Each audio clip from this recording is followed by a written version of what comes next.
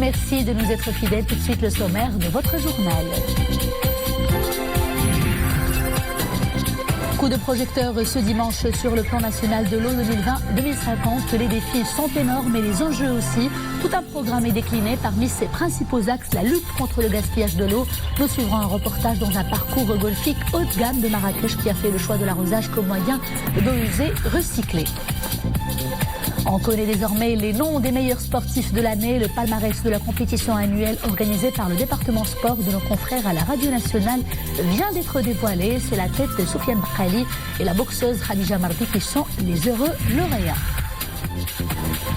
Une année 2020 sous le signe de la beauté, de l'art et du partage, le tout célébré grâce à un événement artistique singulier qui donne le ton à cette nouvelle année.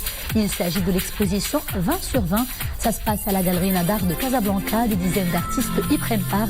Ils se sont livrés à un exercice assez spécial.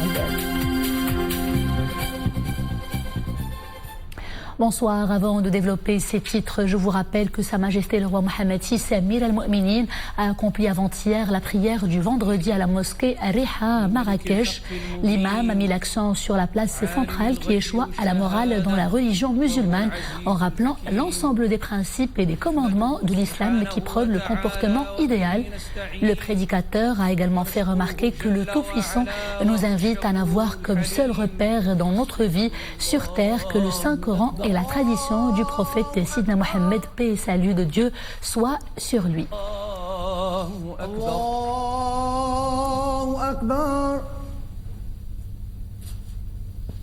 Assalamu alaikum.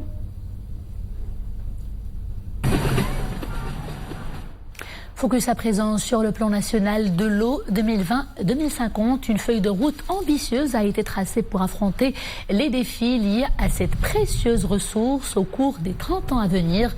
Ce projet est caractérisé par une approche prospective et anticipative. Ses principaux axes sont notamment l'amélioration de l'offre en eau à travers la construction de nouveaux barrages, une meilleure connexion des bassins hydrauliques, le dessalement de l'eau de mer, l'intégration de tous les centres ruraux dans les systèmes structurés d'approvisionnement en eau potable, la mise à disposition des ressources hydrauliques nécessaires au profit d'une agriculture durable, la préservation des écosystèmes et la lutte contre la pollution et le gaspillage de l'eau.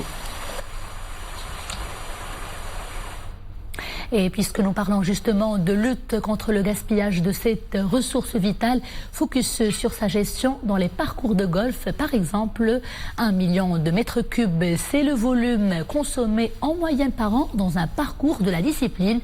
Dans une ville à 13 espaces golfiques comme Marrakech par exemple, l'arrosage des pelouses répond à des normes très strictes d'irrigation. Grâce à la station d'épuration des eaux usées de la ville, la cité Ocre ne puise plus dans sa nappe pour arroser les golfs.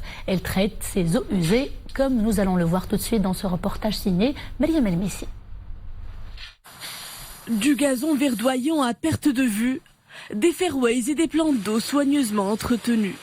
Ce parcours golfique haut de gamme de Marrakech séduit par sa beauté et technicité les golfeurs internationaux les plus aguerris. Mais tout cela a un coût. Pour réduire sa facture énergétique liée à l'arrosage, ce golf a fait le choix des eaux usées recyclées. في البداية جول هاد الحاجيات كان تيتم التسديد ديالها. Les besoins en eau des 13 golfs de la région étaient assurés auparavant à partir des nappes souterraines pour ne plus puiser dans cette précieuse réserve naturelle qui sert à l'approvisionnement quotidien en eau potable de la population. La régie autonome de Marrakech a décidé de créer la station d'épuration des eaux usées. Opérationnelle depuis 2016, la STEP récupère les eaux usées des habitants pour les traiter. Des millions de mètres cubes d'eau réutilisés pour l'arrosage des espaces verts de la cité Ocre dans les pelouses des golfs. L'installation de la station s'est faite en 3 étapes. D'abord via la création d'une première station de traitement primaire, secondaire puis tertiaire, des stations répondant aux normes internationales de qualité pour le rejet dans les milieux naturels ou encore la réutilisation. La qualité de l'eau qui nous est fournie par la STEP nous permet de maintenir de grands standards et de répondre aux attentes d'une clientèle internationale très avisée. nous parlons aujourd'hui de 13 golfs opérationnels. Ça serait vraiment très lourd pour la nappe phréatique de la ville de dépendre uniquement de cette source d'eau, d'où la nécessité de se connecter au réseau de la STEP, ce que nous faisons depuis des années maintenant. Un positionnement éco-responsable pour soulager la nappe phréatique de la ville. Face au climat de sécheresse qui caractérise la région, cette structure de mobilisation d'eau usée œuvre pour une gestion plus rationnelle des ressources hydriques. Son financement dépend essentiellement des investissements des promoteurs de golf.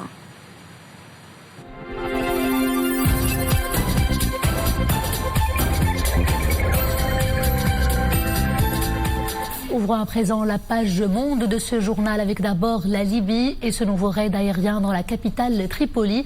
L'attaque a visé une école militaire située dans la banlieue sud de la ville. Bilan provisoire, 28 morts et des dizaines de blessés.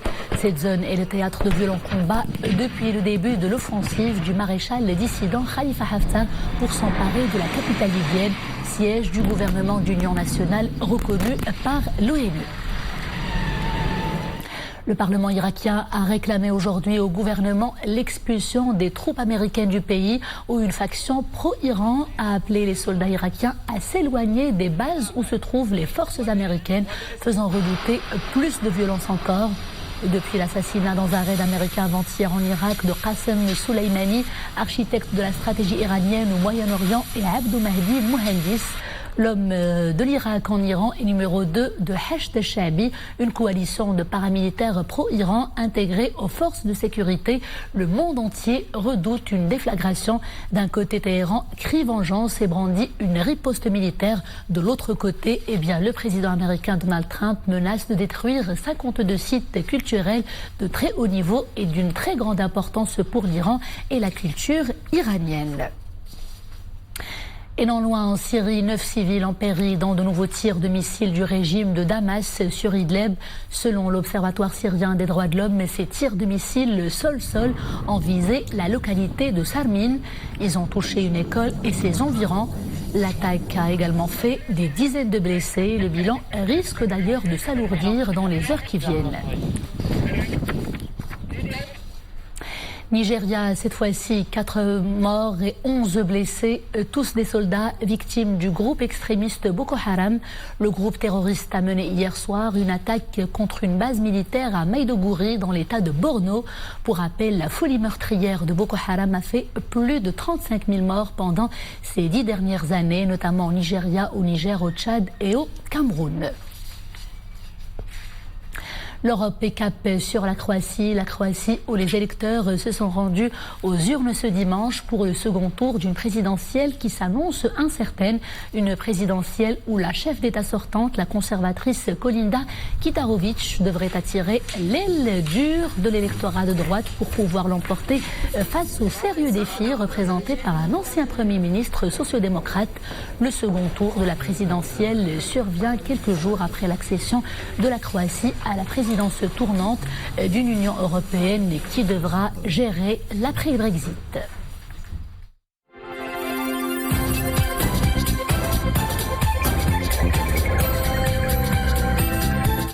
Retour à l'actualité nationale, on connaît désormais les noms des meilleurs sportifs de l'année. Le palmarès de la compétition annuelle organisée par le département sport de nos confrères à la radio nationale vient d'être dévoilé. C'est l'athlète Soufiane Bkali et la boxeuse Khadija Mardi qui sont les heureux lauréats de ce sacre. On voit tout cela avec Mohamed Touanina et Merim Elmissi.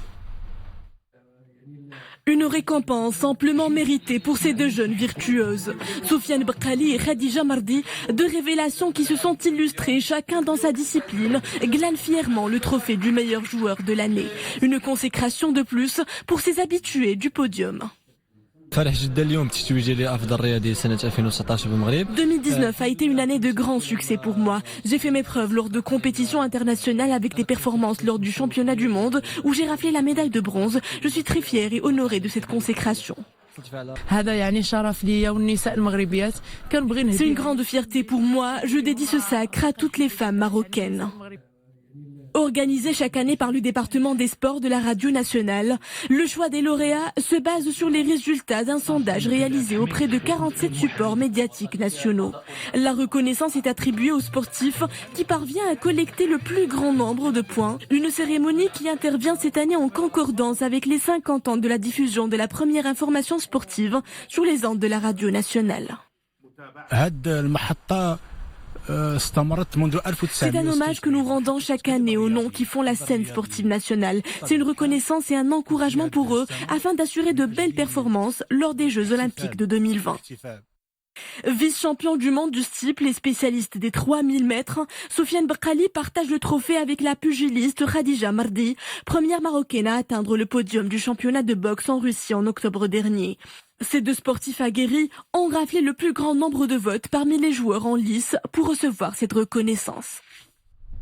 Mille bravos et félicitations à nos champions. Je vous invite à présent à une immersion dans la cédrée d'Azro, province d'Ifrane, un espace vert où il fait bon se ressourcer et respirer un bol d'air frais. Le paysage rime également avec créativité. Aziz est un artiste local qui s'en inspire d'ailleurs. Il récupère sur place de petites branches et des morceaux de bois pour en faire des objets décoratifs. Son credo, la simplicité et l'ultime sophistication. Découverte avec Ahmed Fadeli et Mohamed Edjkal. Un cône, fruit d'un arbre conifère, un cône qui se plie aux caprices de l'artisan, pour finalement ressembler à un oiseau ou à tout autre fruit de l'inspiration de Abdelaziz Belkissi, notamment des nids d'oiseaux. Ce monsieur ici confectionne de belles maisonnettes en bois, avec des matériaux naturels, de très beaux objets d'artisanat. Belkissi a installé son atelier en plein air, au cœur de la cédrée d'Ifrane, l'environnement qui l'inspire.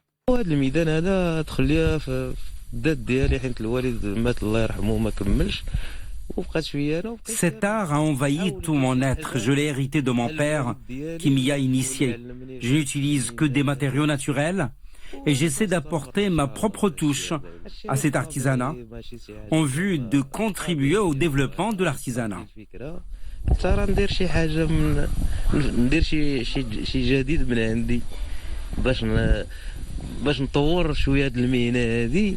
Des objets d'un artisanat que l'on peut qualifier de basique, simple, mais beau. Une beauté que font ressortir d'abord le site, au pied d'une immense cédrée. Ensuite, la spontanéité des explications que fournit l'artisan. Oui. Avec le salon, petit salon comme ça, ouais. Terrasse, ouais. Les fenêtres à côté là-bas. Et ça, c'est des cheminées.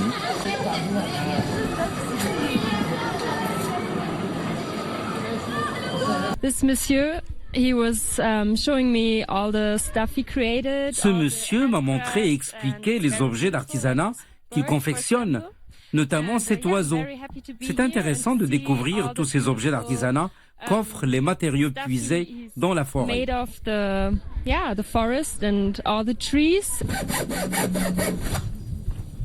Notre artisan est facilement repérable dans cette immense cédrée d'Ifrane.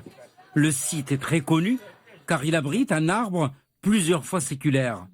Le cèdre gourou, d'une circonférence de plus de 8 mètres, qui serait mort, mais dont le tronc trône toujours, non loin de la ville d'Azro.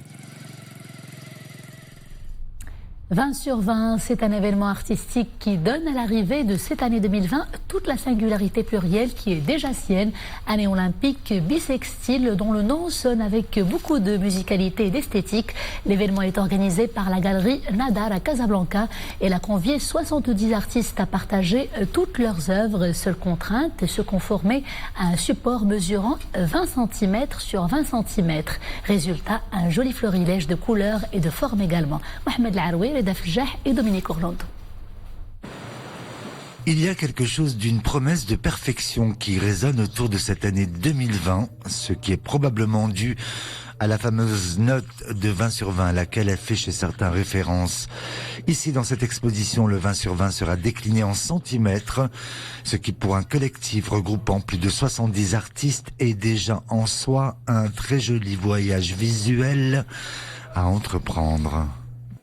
Ce qui est justement le plus remarquable, c'est que dans un espace tel que cette galerie, en quelques heures, on fait le tour du monde et on découvre tout un tas de sensibilités artistiques et de styles qui sont merveilleux. Mon travail, il consiste à travailler sur le signe en général et le signe et le symbole, revisiter. Malgré la vraie diversité qui caractérise tous ces artistes peintres, on se rend compte qu'ils paraissent tous, et peut-être pour la toute première fois, et unis et égaux devant cette même exigence d'espace unilatéral. Alors, comme vous savez que dans l'art, il y a des niveaux, soit des niveaux par ancienneté, soit des niveaux picturaux, soit des niveaux des études, soit des niveaux. Donc, il y en a qui ont dans les enchères qui coûtent plus cher que d'autres, il y en a. Mais ce que j'ai voulu ici, que c'est réunir les artistes et unifier sur des contraintes. Par exemple, le thème, c'était libre, mais le support, c'était soit sur toile, soit sur bois. Et le format était exigé, c'est 20 sur 20. Donc c'est là où tout le monde soit vraiment au même niveau. En quelque sorte, cette exposition, c'est celle de la grande famille des artistes qui se sont regroupés le temps de nous transmettre leurs vœux pour cette nouvelle année qui débute et de façon plus globale pour cette décennie toute neuve qui devrait, selon eux, nous offrir tellement de perspectives et autant de choix. Ce qu'on aurait envie que devienne l'art dans les années à venir, les décennies à venir, que ça continue à toujours pouvoir intéresser du monde, faire en sorte peut-être que le monde de l'art ait un peu plus de place, que ce soit pour les gens dans leurs esprits, dans les écoles, dans les institutions, parce que je pense que l'art est très important pour le développement d'une culture et d'un pays, quoi. Reste donc à vous souhaiter, Sana Saïda, bonne et heureuse nouvelle année 2020 et que cette décennie à venir vous permette d'acquérir la vraie connaissance. Et c'est définitivement un sans faute artistique très inspirant et qui fait voyager, qui fait également rêver. C'était donc le clap de fin de ce journal. Merci de l'avoir suivi et à demain, toujours avec grand plaisir. D'ici là, portez-vous bien.